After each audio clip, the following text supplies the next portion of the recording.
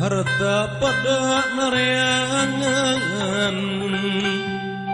harti pada nyaransi sabab tuan anak guna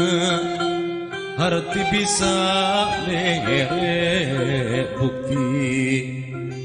harta pun kitu deui bisa ngabul nu dimaksud ledunan sakahayang tapi harta gampang leungit nunggu harti manfaat dunia akhirat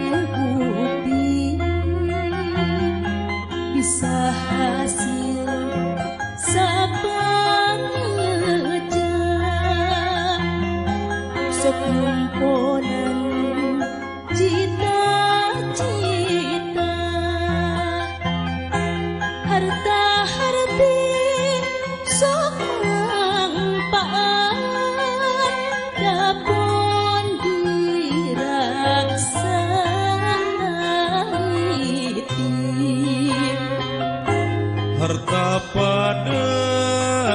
nareangan arti pada narambahan harta harti sarwa guna